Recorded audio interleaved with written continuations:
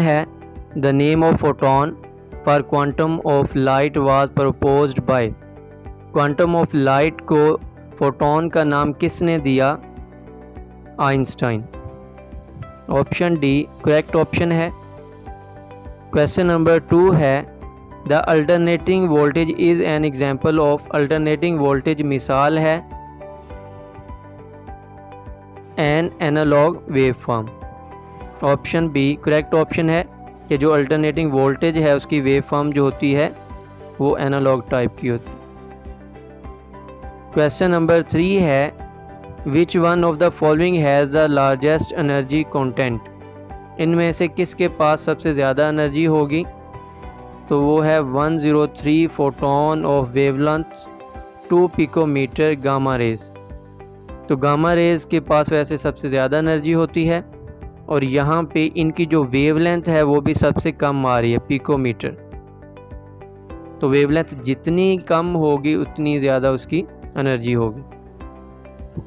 Option A correct option है। Question number 4 है if the wavelength of incident radiation is increase in photo emission then.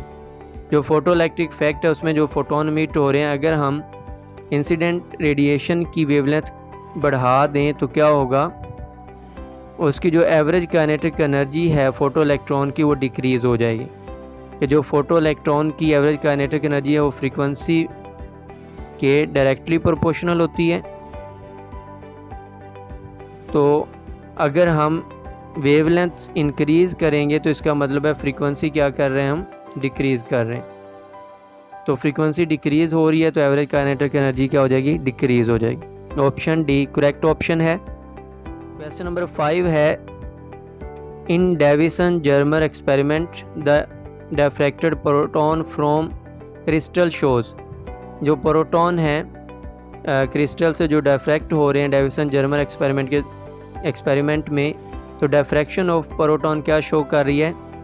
इसकी wave property. कि proton particles हैं, जब वो diffraction होगी तो डिफ्रैक्शन जो है वो वेव की प्रॉपर्टी होती है। इस वजह से यहाँ पे proton as a wave behave कर रहे हैं।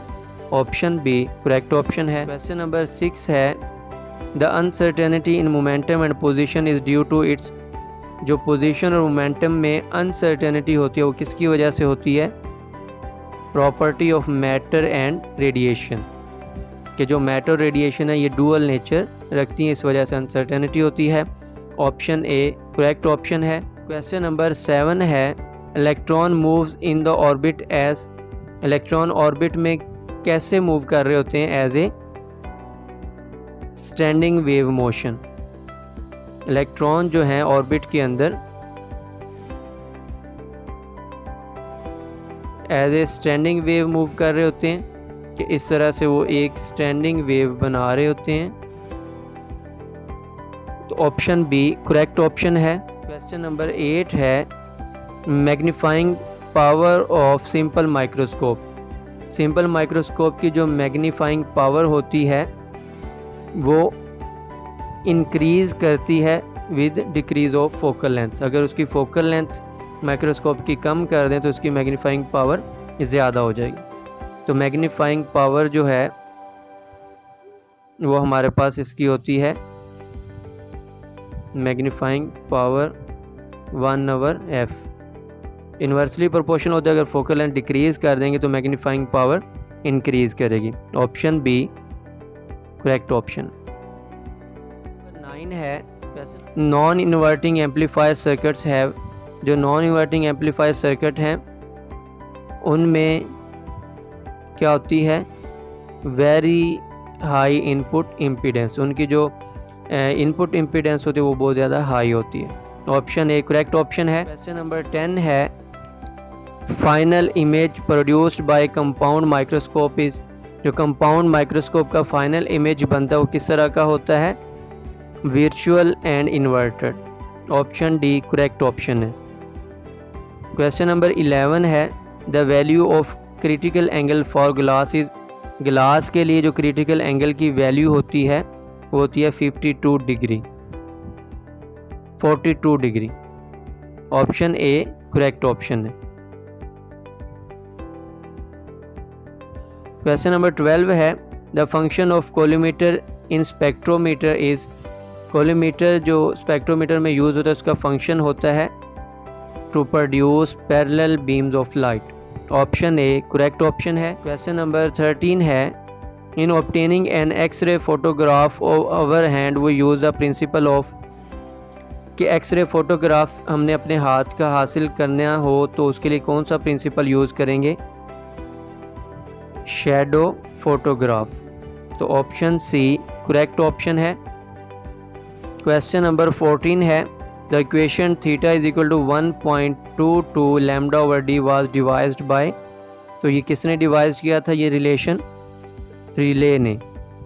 ऑप्शन सी करेक्ट ऑप्शन है। क्वेश्चन नंबर 15 है X rays are similar in nature to, X rays की नेचर किन के साथ मिलती है?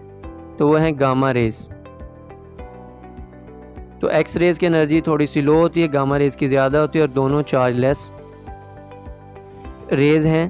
तो option C is the correct option. Question number 16 है the electronic circuits which implement the various logic operations are called, electronic circuits जो logic operation को इम्प्लीमेंट करते हैं उनको कहते हैं logic gates. Option A correct option है। क्वेश्चन नंबर 17 है the characteristic X rays spectrum is due to, characteristic जो एक्स रेज स्पेक्ट्रम है वो किसकी वजह से होता है? The bombardment of target by electrons. Option C correct option है। Question number 18 electron can not exist in the nucleus, it is confirmed by observing that, electron जो है वो न्यूक्लियस के अंदर रिजाइड नहीं कर सकता, एग्जिस्ट नहीं कर सकता। ये कैसे कंफर्म हुआ? क्योंकि जो वेलोसिटी है इलेक्ट्रॉन की वो बहुत ज़्यादा हाई होनी चाहिए to reside inside the nucleus. एक इलेक्ट्रॉन न्यूक्लियस के अंदर रिजाइड कर रहा है तो वहाँ पे उसकी जो वेलोसिटी है वो बहुत ज़्यादा होनी चाहिए। वो हमने फाइंड आउट की थी अनसर्टेनिटी प्रिंसिपल यूज़ करते हुए और वो आ रही थी greater than speed of light. तो कोई भी चीज़ जो है वो स्पीड ऑफ लाइट से ज़्यादा एक्सीड नहीं कर सकती, इस वजह से इलेक्ट्रॉन जो है वो न्यूक्लियस के अंदर रिजाइड नहीं कर सकता। ऑप्शन डी करेक्ट ऑप्शन है। नंबर 19 है the velocity of laser light is, laser light की जो वेलोसिटी है वो इक्वल होती है टू ऑर्डिनरी लाइट। जितनी भी किस्म की लाइट हैं उन सब की जो वेलोसिटी है वो क्या होती है? इक्वल टू सी होती है। ऑप्शन सी करेक्ट ऑप्शन है। क्वेश्चन नंबर 20 है फर्मियोन्स आर, तो यहाँ पे क्या आएगा? फर्मियोन्स। फर्मियोन्स आर, फर्मियोन्स क्या होते हैं? इलेक्ट्रॉन्स।